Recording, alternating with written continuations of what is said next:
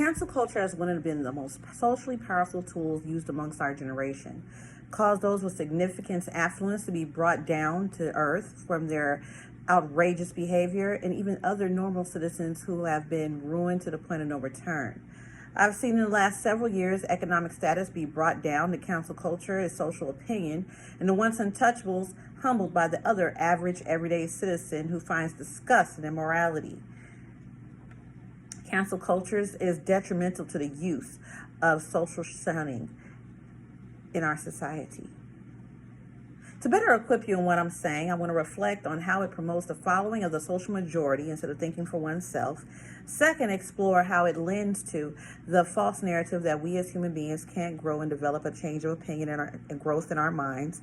And lastly, I want to allow you to discover that we as people have to have safe spaces in order to grow in our belief systems and our change of moral compass.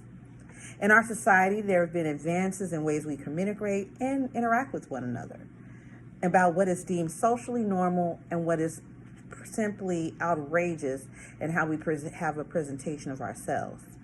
Known as the call-out culture, it is promoting us to take inventory of our moral compasses, but it also pushes that herd mentality to move with the fray.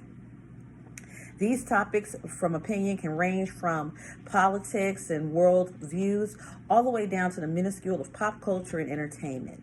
Sean Combs has been the latest victim of the cancel culture through the allegations of abuse, deviant and salacious behavior towards staff, and severe ridicule and abuse towards his ex-lover. By all means, that's a great reason to have a cancellation and for him to be brought down. And everyone knows probably by now the view of Sean Combs when once he was the most powerful man in the music industry. However, what about those of us who just simply have a change of opinion? Those who feel that students on scholarship don't really appreciate their educations because they haven't had to pay for it and pretty much dig up and pull themselves up by their bootstraps, so to speak. What about affirmative action that has helped countless communities, and yet others might view on their social media, you know what, we haven't been able to go ahead and appreciate and work to get into university because you only got in because of race. They post these situations and their beliefs on their social media, and all of a sudden they are racist, bigots, the very scum of our American society due to a change of opinion.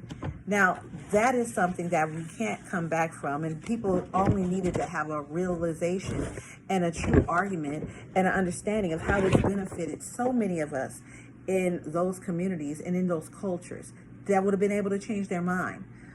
In 2023, an article found on Britannica Pro Con, the author writes that cancel culture online is just as violent and vicious as the initial offense.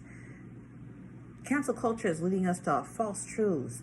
Obviously, the positive and negatives to this call-out culture are decapitating towards us. Another site of Universal Central Florida said there are several views where cancel culture is not new and been around for hundreds of years to keep those who are going against the fray in check. We don't want to become that what we're hoping to destroy. The norms of individuals kept among society has to have a firm stance on what is morally right and what is wrong. Again, Central Florida notes that they would have been silenced among their communities, although that now the websites have been putting them at a minority and now are pushing forward with other worldviews and opinions where before those offenses and disapprovals would have been hidden. They're building a mental, psychological monster that applies pressure and anxiety towards others that sometimes cannot be healed from. Nicole Dunfowler wrote a powerful article in 2017 for the Pegasus where she also brings a powerful statement.